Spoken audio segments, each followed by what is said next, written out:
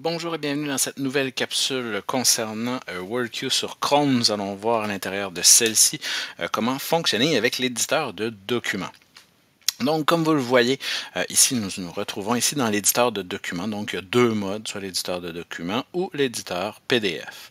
On va se concentrer sur l'éditeur de documents et je vous invite à regarder la capsule dédiée à l'éditeur de PDF. Donc, dès l'ouverture, nous retrouvons ici soit un fichier qui a déjà été récupéré, fait par l'élève, ou soit un fichier vierge comme celui-ci. Donc, si vous regardez, on a les principaux outils. Donc, l'élève peut déjà commencer à écrire. Donc, ici, si je commence à écrire, vous voyez, donc on a la possibilité. On a tout en bas le prédicteur de mots qui est activé. Donc, en cliquant sur cette icône, vous pouvez l'activer ou le désactiver. Donc, ici, je vais sélectionner écrire et voilà.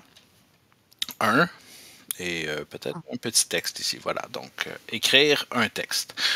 En tout temps, également, on peut avoir activé comme ça la rétroaction vocale.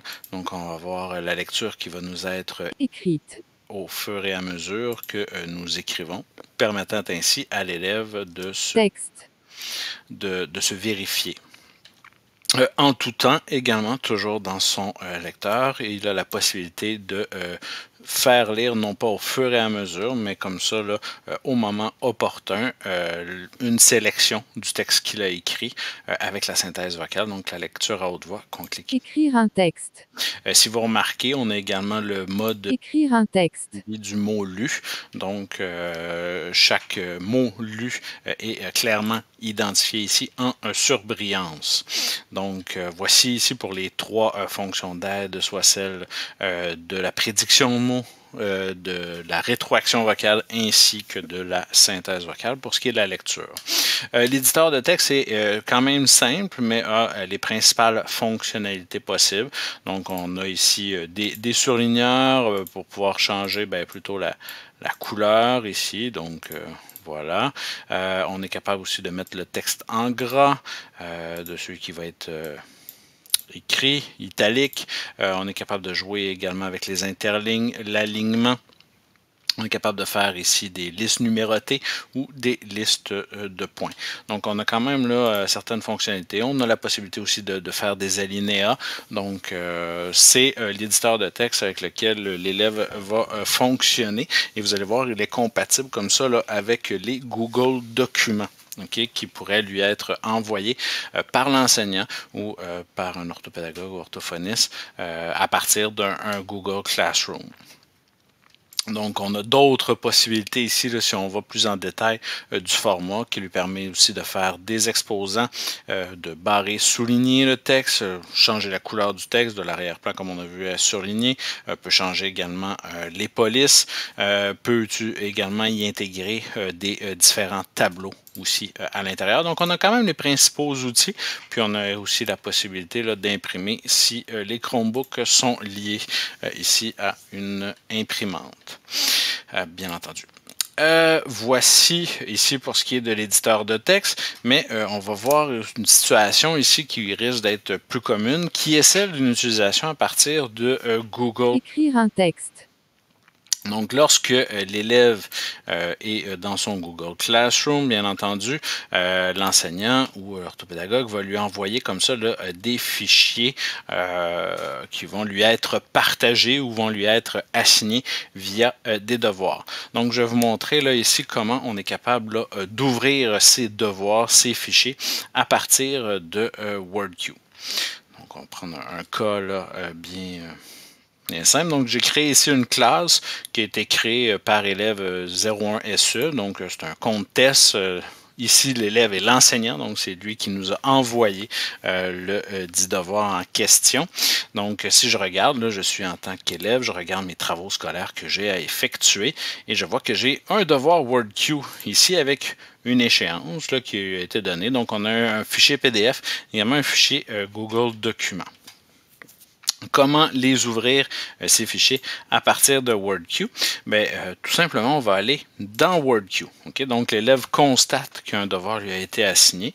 Maintenant, dans son WordQ, sous Document, il va pouvoir, là, comme ça, aller chercher le fichier. S'il clique sur Fichier, ouvrir de Google Drive. Donc, WordQ communique directement avec le Google Drive de l'élève. Donc, on va faire ici ouvrir de Google Drive.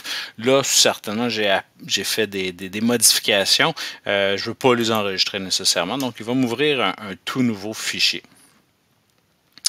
Donc, vous allez voir comme ça, l'élève a accès à son Google Drive, donc il pourrait là, rechercher, là, le mien est assez garni, là, mais il pourrait là, rechercher dans son dossier Classroom de son Google Drive le Classroom en question, mais souvent plus rapidement, ce qui va arriver, c'est qu'il va dans son Drive tout simplement, et si vous faites ici là, dernière modification, donc les derniers fichiers qui nous ont été assignés, mais on va voir là, comme ça là, les derniers fichiers ouvrir.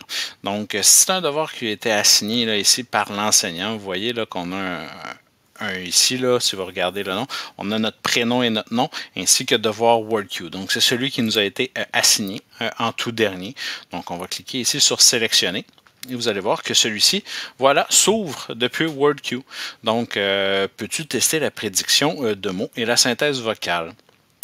Donc, l'élève va pouvoir, là, comme ça, là, éditer le texte, son devoir. Dans le fond, il a accès au Google Documents et l'enseignant va voir comme ça, là, en temps réel. Peux-tu tester la prédiction de mots et la synthèse vocale? Donc, on voit là ici là, qu'on est capable d'utiliser la synthèse vocale pour se faire lire la question. Peux-tu tester la prédiction de mots et la synthèse vocale? Écrire ici son texte, donc oui. Oui. Avec. Et là, on va pouvoir, là, comme ça, là, avec. Peut-être plaisir ici. Plaisir, voilà. Plaisir. Donc, on va pouvoir se servir de ces fonctions d'aide là, pour pouvoir là, compléter là, le texte qui lui a été assigné. Une fois que l'élève a terminé, il va pouvoir cliquer comme ça sur Fichier et tout simplement faire enregistrer à Google Drive. Donc, de la sorte, là, le fichier est enregistré et bien entendu, l'enseignant va pouvoir y accéder.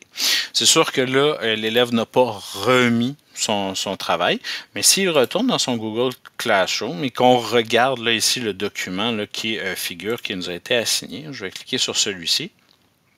Vous allez voir que notre réponse de oui avec plaisir a été enregistrée à l'intérieur. Donc, vous voyez, oui avec plaisir. Donc, j'ai pu me servir comme ça de mes fonctions d'aide pour pouvoir compléter mon devoir. Donc, l'élève peut faire une petite vérification comme ça de son devoir qui a été effectué. Ferme le tout et va pouvoir, là, comme ça, là, le remettre à son enseignant sans problème. Donc, ici, je vais faire afficher les instructions.